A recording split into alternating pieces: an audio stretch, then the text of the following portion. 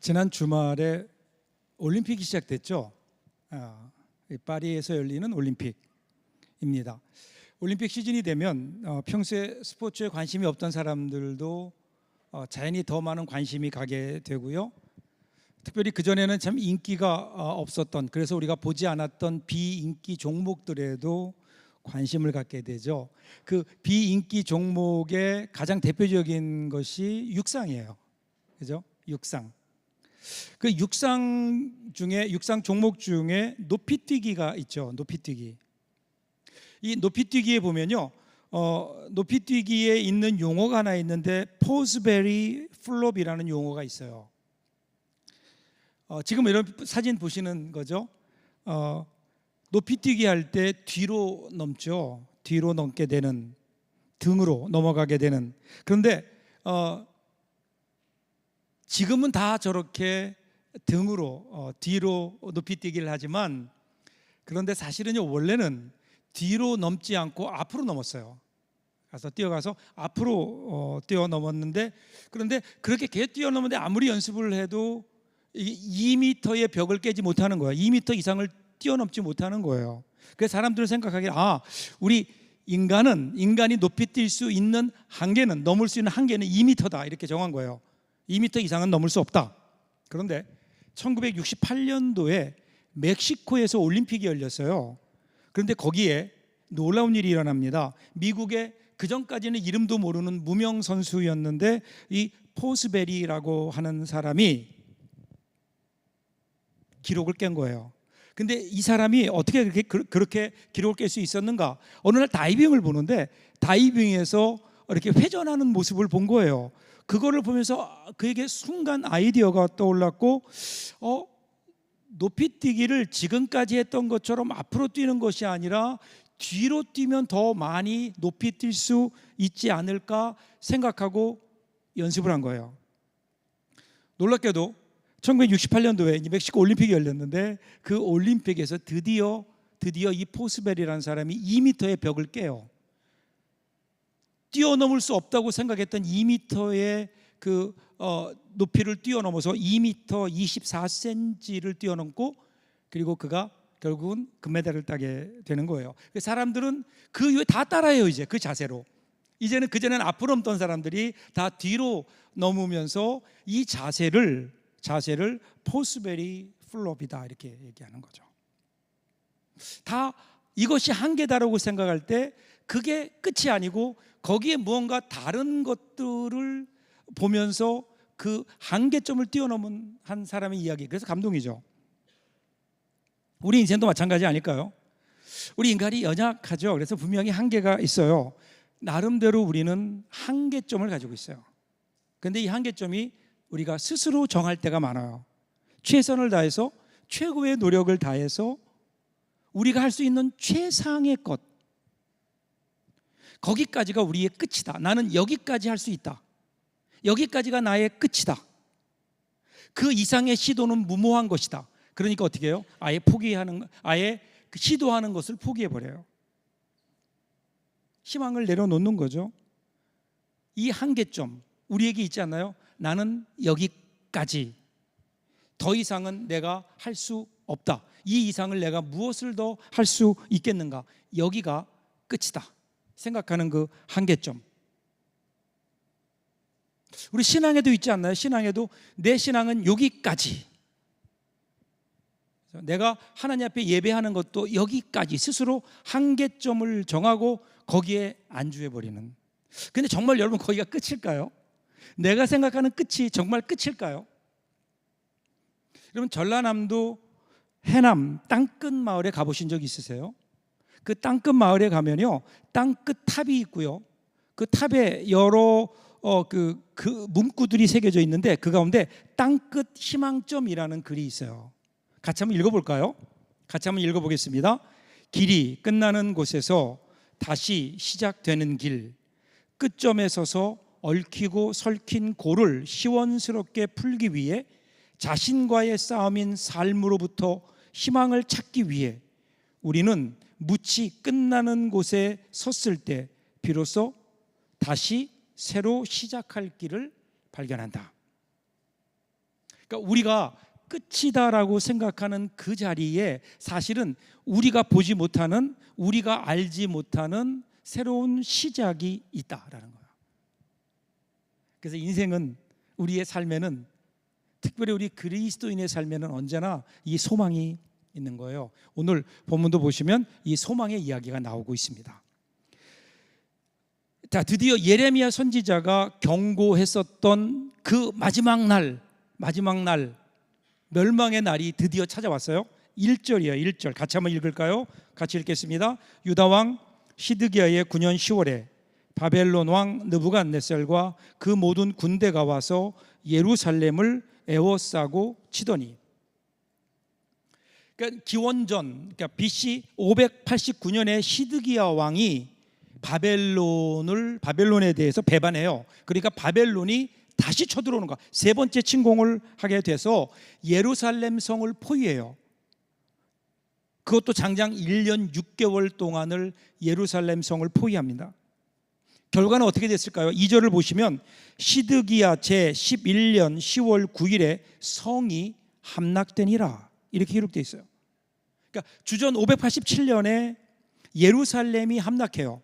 그래서 이스라엘 사람들에게는 이 날이 대재앙의 날이에요. 사실은 1년 6개월 동안 뭐 했나요? 성의 수비대들이 열심히 바벨론과 더불어 싸웠어요. 근데 소용이 없었어요. 자기 힘이 부족하니까 다른 나라의 힘을 빌리기 위해서, 그래서 이집트와 동맹을 맺고 그들의 힘을 빌리려고 했지만 그것도 허사였어요. 혹시 하나님이 기적을 베풀어 주시지 않을까 기대했는데 하나님의 기적은 없었어요. 그래서 어떻게 해요? 예루살렘 성은 함락되고 바벨론 왕의 군사들과 그리고 장수들이 예루살렘 성으로 밀어닥친 거예요. 예루살렘이 무너져요. 3절 보세요. 이렇게 나와요. 바벨론 왕의 모든 고관이 나타나 중문에 앉으니 곧 네르갈 사레셀과 삼갈 네부와 내시장 쌀스기민이, 네르갈 사레셀은 궁중 장관이며 바벨론 왕의 나머지 고관들도 있더라. 발음하기도 어려운 이름들이 몇 개 나오죠. 이 사람들이 누구예요? 바벨론 왕 느부갓네살의 장수들이에요. 이 사람들이 지금 어떻게 예루살렘 성 안으로 들어왔어요. 그래서 어떻게 됐어요? 중문에 앉아있다. 중문이 가장 중요한 중간에 있는 그 문 위에 그들이 앉아있는 거예요. 그들이 거기 서 있는 거예요. 결국 예루살렘 성이 점령된 거고, 아마도 거기에는요 바벨론 왕의 깃발이 높게 올려져 있었을 거예요. 점령군이에요.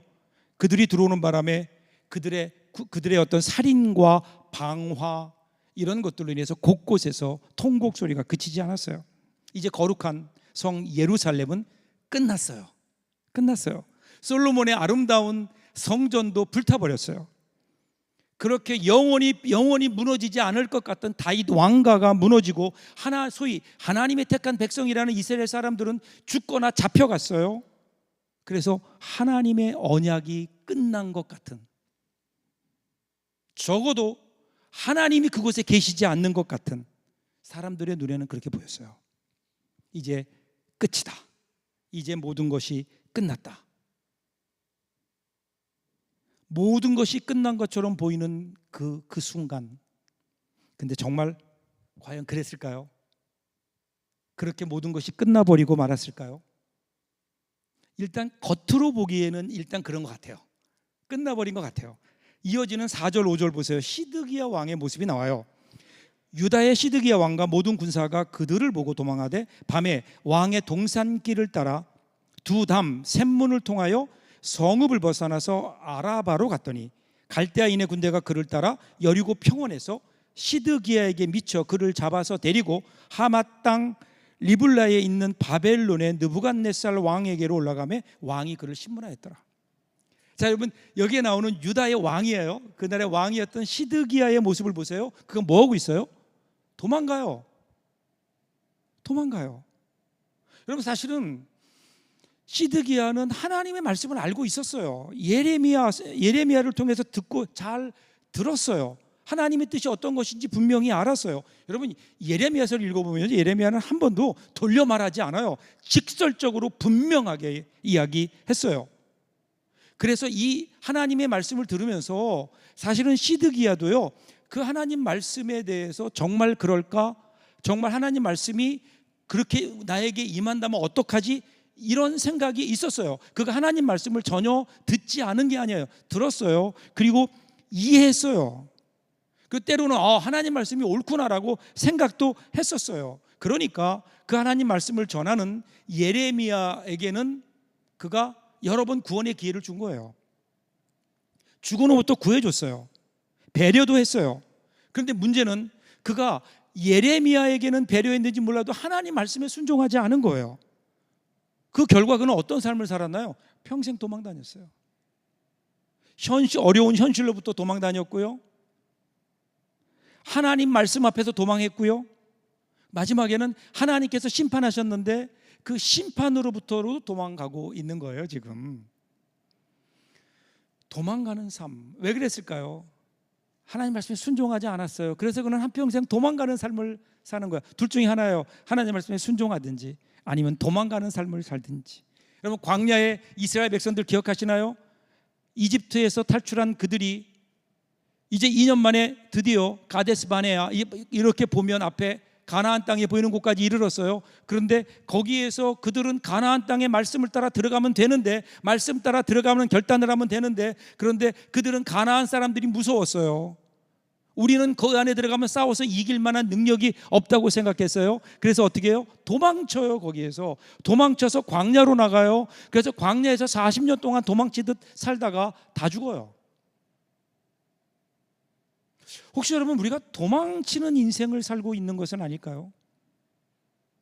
시드기야는 하나님의 말씀을 들으면서도 그 말씀대로 살지 않고 말씀을 떠나 도망치는 삶을 살았어요.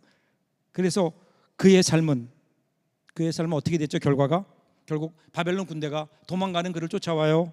그리고 그를 체포해서 느부갓네살 왕 앞에로 끌어가요. 거기에서 그가 무슨 일을 당한지 아세요? 오늘 본문을 자세히 읽어보면요, 그의 사랑하는 자녀들이 자기가 보는 앞에서 죽어요. 살육을 당해요. 그것을 그냥 아버지로서 지켜볼 수밖에 없는 그 심정, 죽음보다 못하죠. 결국 그도 죽임을 당하게 되는 거예요. 시드기야, 그 모습을 보면 하나님의 심판이 끝이 되는, 그의 마지막이 정말 인생의 끝이 되어버리는 삶을 사는 사람의 모습을 보는 거예요. 시드기야 왕만 그랬을까요? 아니에요. 9절과 10절 같이 한번 읽어볼까요? 같이 읽겠습니다. 사령관 느부사라단이 성중에 남아있는 백성과 자기에게 항복한 자와 그 외에 남은 백성을 잡아 바벨론으로 옮겼으며, 사령관 느부사라단이 아무 소유가 없는 빈민을 유다 땅에 남겨두고 그 날에 포도원과 밭을 그들에게 주었더라. 조금 뒤로 가면 예레미야 52장 29절을 보면요, 느부갓네살의 18년에 예루살렘에서 사로잡아 옮긴 자가 832인이요 이렇게 기록돼요. 이날 예루살렘이 무너지면서 포로로 잡혀간 사람이 몇 명이에요? 832명이에요. 이들이 누굴까요? 이들은 평민이 아니에요. 이들은 귀족이었어요. 일반 평민들은 거기에 다 남았어요. 이 사람들, 이 귀족들이 어떤 사람들이죠? 예레미야가 끊임없이 계속해서 심판에 관하여 이야기하는데 그들은 무시했어요. 관심 갖지 않았어요. 예레미야가 바벨론에 항복해라, 하나님의 심판이 온다라고 경고했음에도 불구하고 그들은 한 번도 거기에 귀를 기울이지 않았어요. 무관심했어요. 왜 그랬을까요? 그들의 관심이 다른 데 있었어요. 어디요? 자기가 소유하고 있는 것들, 자기의 기득권이에요. 자기들이 누리고 있는 기득권, 이것을 지키는 것이 그들의 관심이었어요. 하나님이 아니었어요. 하나님의 뜻이 아니에요. 어떻게 하면 내가 지금 누리고 있는 기득권을 지킬 수 있을까? 그래서 지키기 위해서는 혹시 남쪽에 있는 이집트가 더 낫지 않을까? 바벨론보다는 남쪽으로 가야 되지 않을까?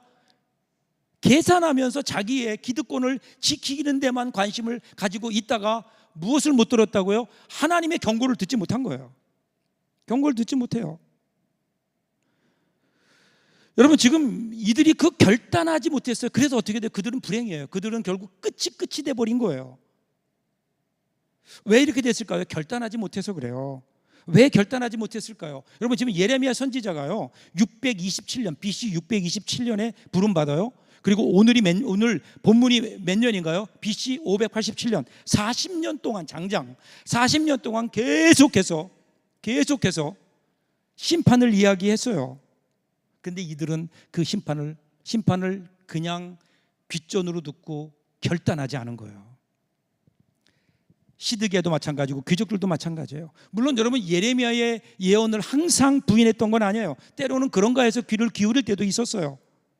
만약에 정말 하나님의 심판이 있다면 어떻게 하지라는 두려움과 걱정도 그들에게 있었어요. 걱정은 했어요. 생각은 했어요. 그런데 결단하지 못한 거예요. 결단하지 못했어요. 여러분, 믿음은요 생각이 아니에요. 생각은 누구나 할 수 있어요. 그런데 결단은 아무나 하지 않아요. 믿음은 결단이에요. 우리가 그럼 보세요. 우리가 마음은 먹잖아요. 생각은 하잖아요. 우리가 교회 와서 하나님 말씀 들으면서 얼마나 좋은 말씀이에요. 그죠? 때로는 부담되기도 하지만 그래도 기본적으로 좋은 말씀이에요. 그 말씀 들으면서 나도 저렇게 살아야지 좋은 생각을 해요. 문제는 좋은 생각하는 걸로 끝난다는 거예요. 더 큰 문제는 그러면서도 여전히 자신은 좋은 생각을 하기 때문에 좋은 그리스도인이라고 생각하는 거예요. 나는 좋은 생각을 하니까 하나님 말씀에 은혜도 받고 내가 좋은 생각을 하니까 나는 좋은 그리스도인이다. 여러분, 아니에요. 좋은 생각을 하는 나쁜 그리스도인들이 얼마나 많은 줄 아세요? 우리 가운데도. 여러분, 생각이 결단으로 이어져야 되고요. 결단이 우리 삶에 실천될 때 그것이 우리 신앙의 현 주소고요. 그것이 좋은 그리스도인이 되는 길이에요. 그런데 결단하지 못했다고요. 왜 결단하지 못했을까요? 오늘 우리는 사실 결단하죠. 근데 여러분, 결단이 과연 내용이 뭔가라는 거예요. 많은 경우 우리 결단이 최선이 아니라 차선이라면 그걸 결단이라고 할 수 있을까요? 하나님의 뜻이 분명히 최선이 뭐예요? 하나님의 뜻이에요. 오늘 나를 향한 하나님의 뜻, 이 상황 속에서 하나님이 나에게 요구하시는 것, 내가 어떻게 하면 하나님의 뜻대로 살 수 있을까? 이것에 대한 하나님의 뜻에 부합한 결단, 이것이 최선이에요. 그런데 많은 경우 우리는 그 최선을 접은 채 차선을 택해요. 그걸 너무 지키기 어려우니까 우리는 현실과 타협해요. 그래서 차선을 선택해요. 그리고 우리는 스스로 결단했다 그래요. 그런데 하나님 앞에서 결단이 그런 걸까요? 결단은 최선을 선택하는 거예요. 많은 경우 우리는 차선을 선택하면서 나는 선택하고 결단했다 그렇게 얘기해요. 일본의 유명한 여류 작가죠. 미우라 아야코라는 분이 이런 고백을 했어요. 우리 인생에서 두 번째로 좋은 것이 가장 좋은 것을 가로막는다. 이해되십니까? 우리 인생에서 두 번째로 좋은 것이 가장 좋은 것을 가로막는다. 차선이 최선의 적이에요. 우리 인생은 어차피 차선과 최선을 동시에 가질 수 없어요. 결단은 최선을 위해서 차선을 포기하는 거예요. 결단해야 되는 거예요. 여러분, 생각은 빌릴 수 있지만 결단은 나만의 세계인 거예요. 우리 인생은요, 여러분, 우리 인생을 채워가는 것은 생각이 아니에요. 다른 사람들에게서 빌려올 수 있는 생각이 아니에요. 그것은 나와 하나님 사이에서 내가 분명하게 선택하고 결단하는 것으로 우리 인생은 채워지게 되어 있어요. 그리고 우리는 이 결단을 통해서 새로운 세계, 참된 세계에 연결되는 거예요. 그는 분명히 죽음의 세계에 있었지만 결단했더라면 결단을 통해서 하나님의 구원의 세계에 연결될 수 있었는데 그들은 결단하지 않았어요. 그냥 흐르는 대로 살았어요. 그래서요, 오늘 시드기야 왕과 귀족들 어떻게 됐죠? 결국 하나님의 심판이 그들의 끝이었어요. 이렇게 모든 것이 끝나버리고 말았을까요? 아니에요. 이렇게 끝나버릴 것 같은 그 자리에 새로운 소망이 있어요. 새로운 소망. 11절 12절 같이 읽어보겠습니다. 바벨론의 느부갓네살 왕이 예레미야에 대하여 사령관 느부사라단에게 명령하여 이르되 그를 데려다가 선대하고 해하지 말며 그가 내게 말하는 대로 행하라. 여러분, 이게 얼마나 이 역설적인 그 사건인가요? 여러분, 지금 예레미야가 하나님의 사람들이 다스릴 때, 예루살렘 성전이 있을 때, 그때는 어땠어요? 그때는 그가 감옥에 갇혀 있었어요. 죽음의 위기 가운데 있었어요. 그런데 반대로 이방인이었던 바벨론 느부갓네살 왕이 정권을 잡게 되니까, 그들을 물리치고 그들이 들어오게 되니까 어떻게 돼요? 하나님의 사람이 해방돼요. 여러분, 이게 얼마나 역설적인 일인가요? 그 이유가 있어요. 이유가 뭘까요? 이유는요, 예레미야는 40년 동안, 지난 40년 동안 변함없는 메시지를 전한 거예요. 많은 어려움이 있었지만 그걸 한 번도 포기하지 않았어요. 여러분, 저는요, 예레미야가 한 번도 흔들리지 않았다 그렇게 생각하지 않아요. 그도 수없이 흔들렸어요. 오늘 우리가 39장을 읽었는데 38장 바로 전장을 보시면 38장 20절에 이런 말씀이 나와요. 내 주 왕이여, 이제 청하건대 내게 들으시며 나의 탄원을 받으사 나를 서기관 요나단의 집으로 돌려보내지 마옵소서. 내가 거기에서 죽을까 두려워하니이다. 예레미야 선지자가 지금 왕에게, 시드기야 왕에게 얘기하는 거예요. 왕이시여, 나를 요나단의 집으로. 요나단의 집이 어디예요? 요나단의 집에 감옥이 있어요. 토굴 감옥이 있어요. 거기서 지냈거든요. 그런데 도저히 살 수 없는 곳이에요. 그러니까 제발 나를 그곳으로 보내지 마십시오. 내가 거기서 죽을까 두렵습니다. 두려움이 있다고요. 왜 두려움이 없겠어요? 하나님의 선지자라고 두려움이 없겠어요? 두려워요. 그럼에도 불구하고 그는 두려움을 안고 하나님의 말씀을 전했다고요. 여러분, 이것이 진짜 신앙인의 모습 아닐까요? 두렵지 않은 게 아니에요. 두려워요. 그럼에도 불구하고 하나님이 일은 해요. 여러분, 저는요, 하나님을 인격적으로 만나고 우리에게 신앙이 있다 그러면 두려워하는 마음이 싹 없어진다? 그렇지 않아요. 성경은 한 번도 그렇게 얘기한 적이 없어요. 오히려 두려운 마음을 안고 하나님을 신뢰하는 거예요. 비록 내 삶에 두려움이 있지만, 내 삶의 환경이 어렵지만 그 가운데 그보다 크신 하나님을 바라보고 그분을 신뢰하는 거예요. 여러분, 이것이 믿음이 아닐까요? 그래서 비록 늘 흔들리는 삶을 살아가지만 그러나 모든 것이 합력하여 선을 이루어 가시는 하나님, 그 하나님의 선하심이 분명히 있다. 그리고 하나님의 선하심이 오늘 나의 삶 속에서도 여전히 계속되고 있다. 이것을 믿는 사람들이 우리 예수 믿는 사람들 아니에요? 그래서 흔들리더라도, 때로는 넘어지더라도 포기하지 않고 다시 일어나 한 걸음 한 걸음 하나님을 향해 나아가는, 모든 것이 끝난 것 같은 상황 속에서도 이 하나님이 계시기에 우리는 소망할 수 있어요. 그러기에 더 이상 우리의 한계점이 아닙니다. 끝이 아닙니다. 오히려 우리의 한계점이 있기에 우리가 도달할 수 없는 그곳에서, 거기서 하나님께서 이 하나님의 일을 시작하시는 그것이 바로 한계점 아닐까요? 여러분, 기억하세요. 인간의 끝은 하나님의 시작입니다. 인간의 끝은 하나님의 시작입니다. 여러분, 성경을 보세요. 인간이 한계점에 이르렀던 그 순간 하나님은 항상 거기에서 새로운 역사를 일으키시지 않았나요? 이스라엘 백성들이 홍해 앞에 도달했을 때 홍해의 길을 내어서 건너게 하셨던 그 하나님, 십자가의 죽음이라고 하는 정말 모든 것이 끝나버린 것 같은 그 순간, 거기에서 하나님은 새로운 부활의 역사를 만들어 가시잖아요. 그리고 오늘 모든 것이 끝나버린 것 같은 그 순간, 예레미야라고 하는 한 사람, 그 사람을 통해서, 그 사람의 믿음을 통해서 하나님은 새로운 구원의 역사를 만들어 가시는 거예요. 예레미야는 그래서 그의 끝이 아니에요. 하나님의 시작이었어요. 하나님의 시작이었어요. 그리고 또 한 사람이 나와요. 또 한 사람. 17절, 18절 같이 한번 읽어보겠습니다.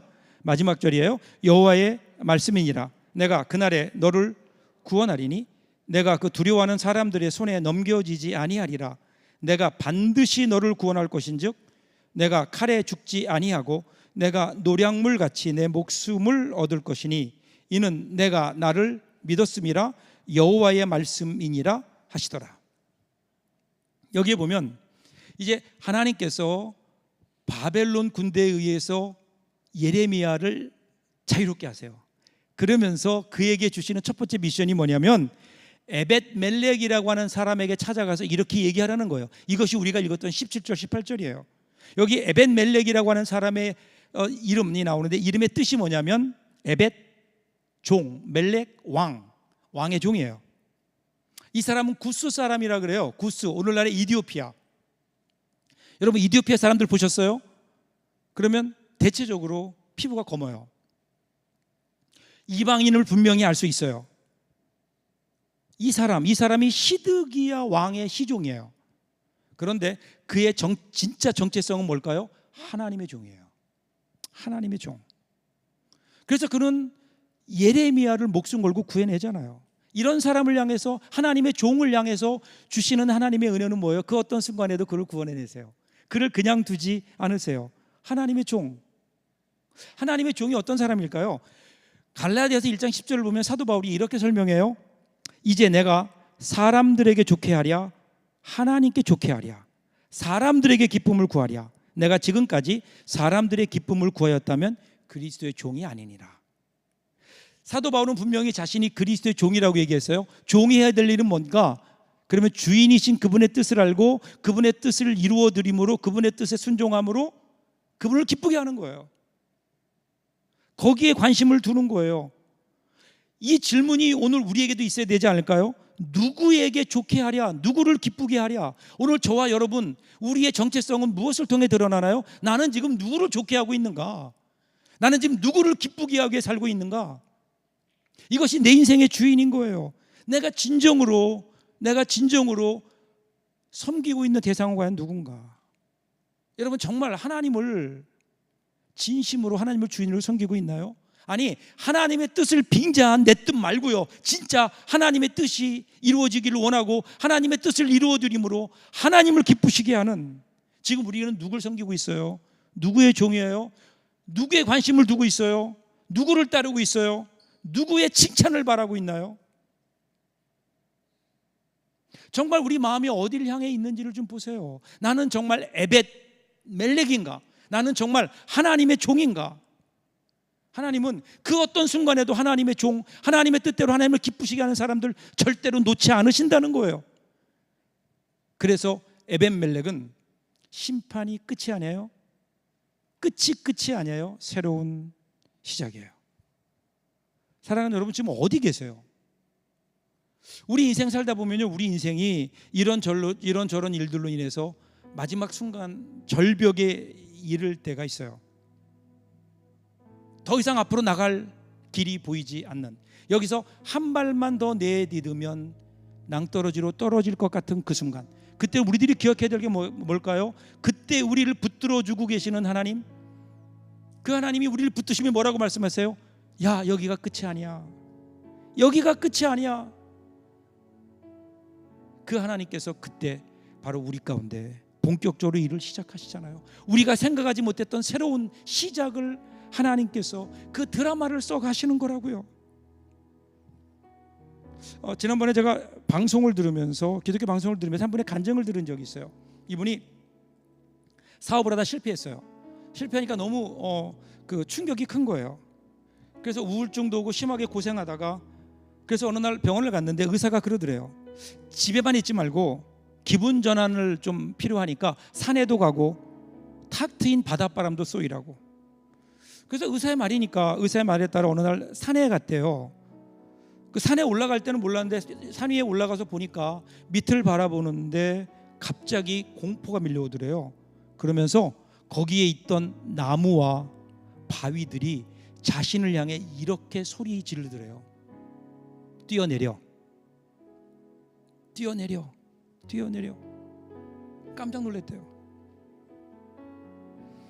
산을 내려와서 어제 며칠 동안 집에 있다가 그 다음에는 바닷가를 한번 가봤대요. 그러니까 파도가 밀려갔다 하는 바닷물을 보면서 잠시 위로가 되는 듯 하는데, 근데 어느 순간 갑자기 공포가 또 밀려오면서 바닷물 소리가 이렇게 들리더래요. 들어와라.